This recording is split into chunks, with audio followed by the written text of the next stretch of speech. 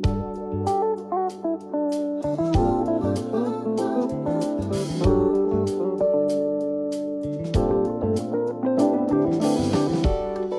burung berkicau, mentari pagi akan datang lagi. Hangatkan hati yang sedang dimabuk asmara dan menyiksa raga. Oh, Dimanakah akan ku cari pengganti dirimu? Entah di mana, di mana, entah di mana, Di mana, entah di mana, di mana lagi harus ku cari? mengapa Diri ini harus tersiksa lagi. Entah mengapa, oh mengapa, mengapa tersiksa lagi.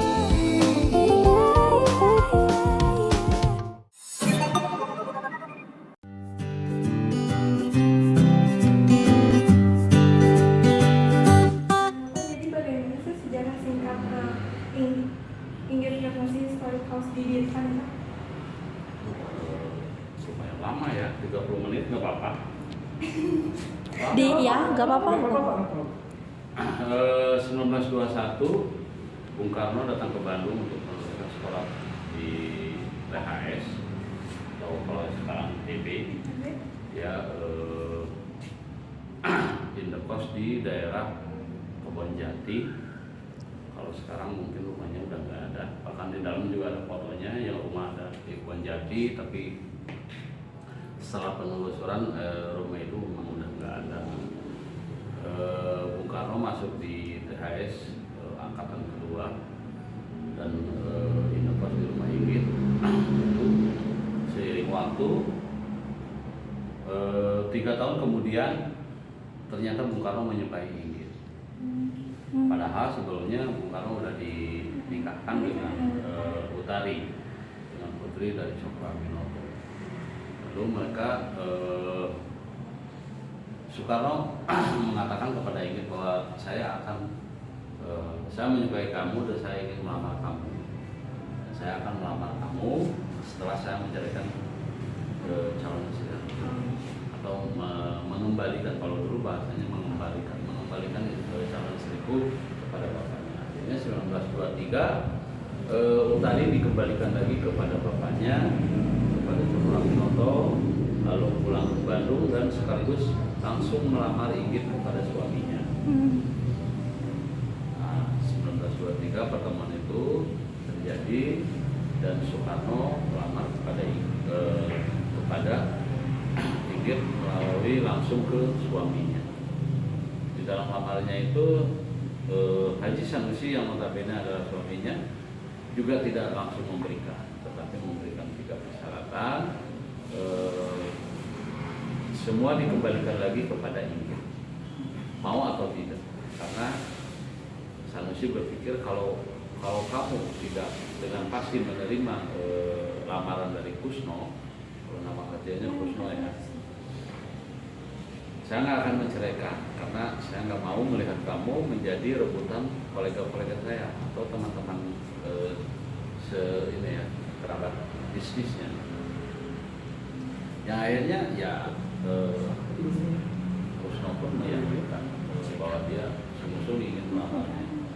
Akhirnya ingin diberikan ketegasan oleh Sanusi, silakan mau pilih atau tidak, mau menerima atau tidak. Akhirnya Inggit pun mengangguk perlahan tapi pasti, dan Sanusi pun harus secara tegas harus mengatakan iya. Setelah Inggit mengatakan iya, barulah turun talak atau cerai.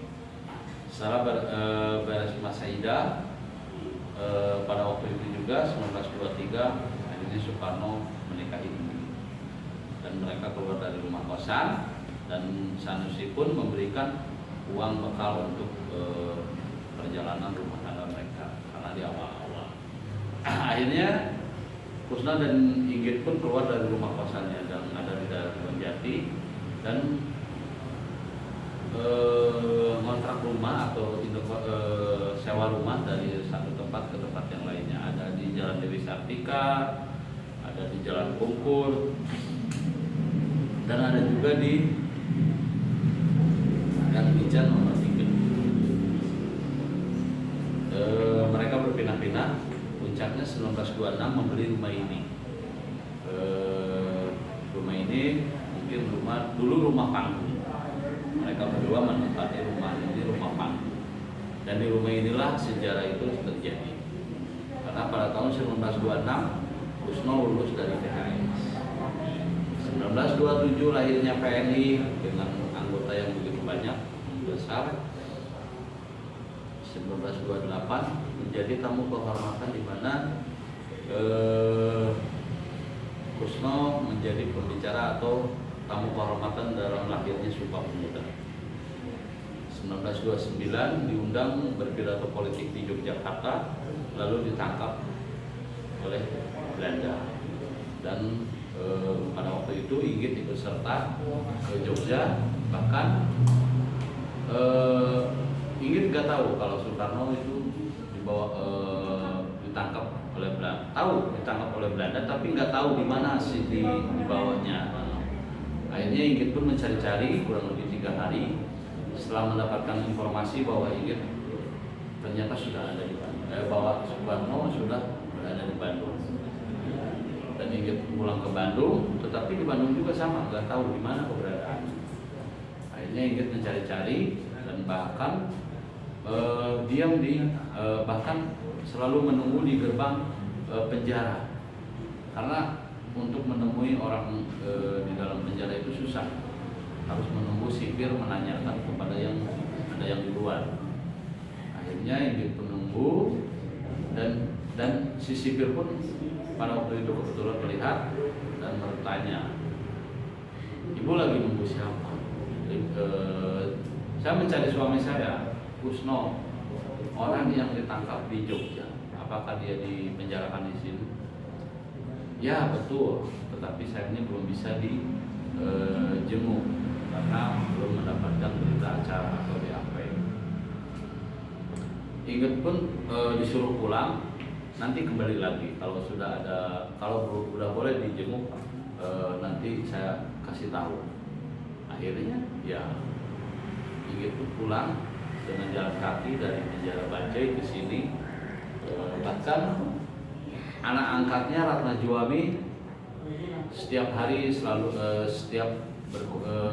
berkunjung ke penjara selalu dibawa, karena Soekarno setiap bertemu setiap dijenguk itu selalu yang ditanyakan nomor 1 adalah Ratna Juwami, keadaannya, kesehatannya. Soekarno kurang lebih di penjara kurang lebih setahun 2 bulan karena menunggu sidang. Nah, akhirnya 1930 barulah Soekarno disidangkan di Gedung Indonesia Membuka, atau kalau sekarang kalau dulu namanya Gedung Ladrat, kalau sekarang Gedung Indonesia Membuka. Dan Soekarno pun mendapatkan hukuman 4 tahun penjara. Selama dalam penjara, Inggitlah yang selalu berusaha untuk memberikan informasi-informasi tentang situasi di luar penjara. Bukan hanya itu, karena Inggit tahu betul kalau Soekarno itu dia selalu ingin membaca dan membaca, sehingga Inggit dengan kepiawaiannya seorang Inggit, dia harus menyelundupkan buku atau koran usang dalam penjara, dan sekaligus melobi kepada si sipir untuk memberikan apa saja yang bisa dibaca. Nah, akhirnya ketika dalam sidang itu Soekarno menginginkan buku tebal, menginginkan sebuah buku karya entah siapa dari seorang pengacara, itu keberadaannya ada di Jakarta, bahkan buku itu setebal segini, untuk referensi membuat pledoi, yang akhirnya Inggit pun berpuasa karena harus mengecilkan perut untuk menyelundupkan buku itu. Selain itu juga bukan hanya di perut, tetapi di paha pun juga dimasukkan kayak semacam koran atau untuk apa saja yang diperlukan Soekarno di dalam penjara. Dan semua itu berhasil sehingga Soekarno bisa dengan leluasa merangkai atau membuat sebuah pledoi dalam sidang. Dan pengadilan pun memvonis Soekarno 4 tahun penjara. Tetapi 1931 Soekarno sudah bisa dibebaskan karena mendapatkan remisi selama 2 tahun. Biar kayak jurnalis. Yang akhirnya Soekarno pun dibebaskan dan disambut di dalam fotonya disambut oleh kawan-kawan seperjuangannya.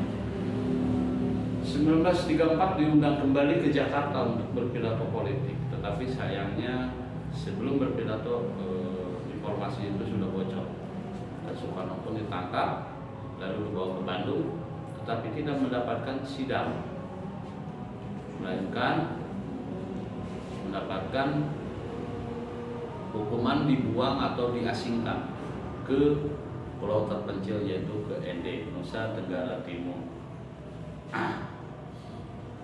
Ketika mendengar hukuman seperti itu, Inggit berpikir, biasanya orang yang dibuang atau diasingkan biasanya tidak kembali lagi ke tanah kelahirannya.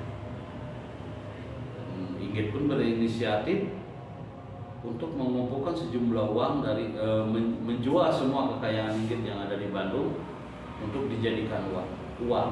Bahkan rumah ini pun juga dijual. Ya. Jadi rumah ini sempat dijual ya Pak? Iya, karena untuk bekal di pengasingan. Waktu rumah ini dijual itu apa namanya? Pindah berarti Bu Inggit?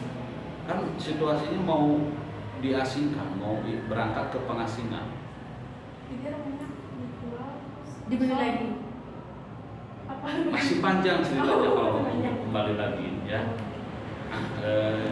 Yang akhirnya rumah ini pun dijual.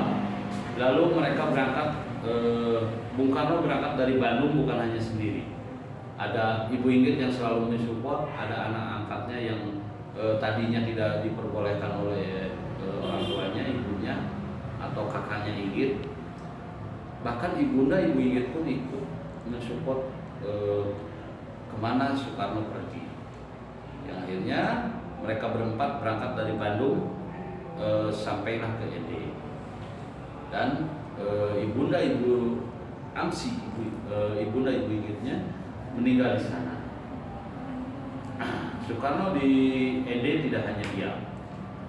Soekarno di ND juga mengumpulkan para pemuda untuk diberikan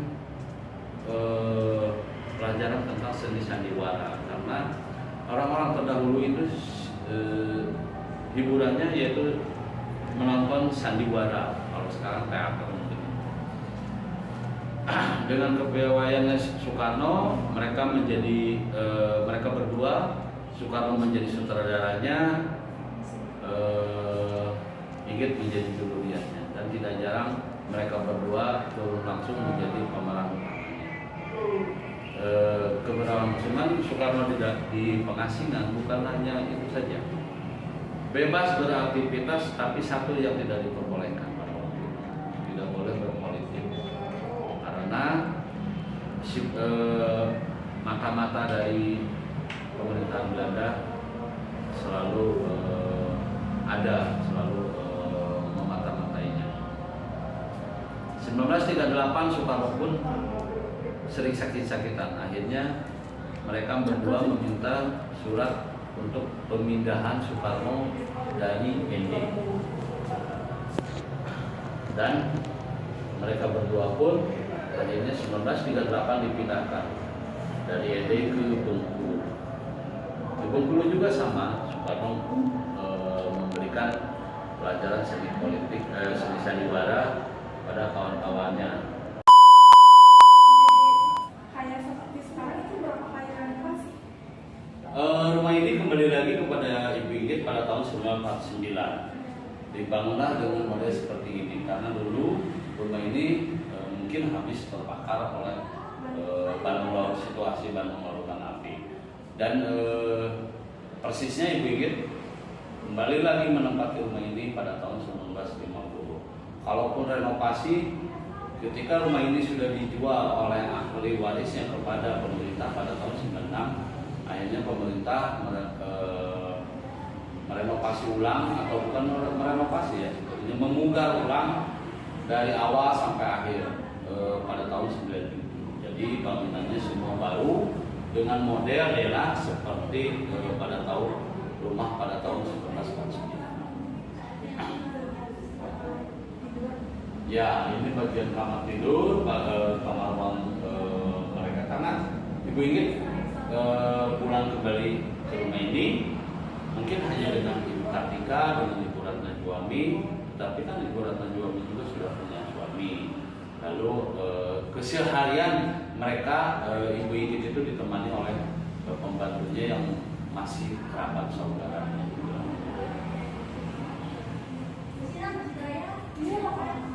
Kalau ini ruang serbaguna, di mana ruang ini hanya untuk penyimpanan bahan-bahan pembikinan bulat dan jamu.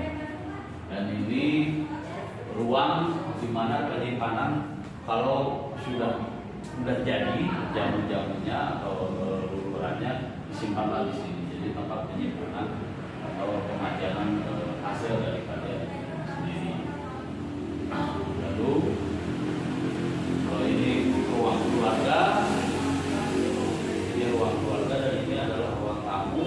Di depan ada satu lagi kamar, yaitu ruang baca. Mungkin ini. Akhirnya ditetapkan jadi sebuah situs di tahun kan? Ditetapkan menjadi situs itu 2010 karena sebetulnya sudah jadi cagar budaya ya.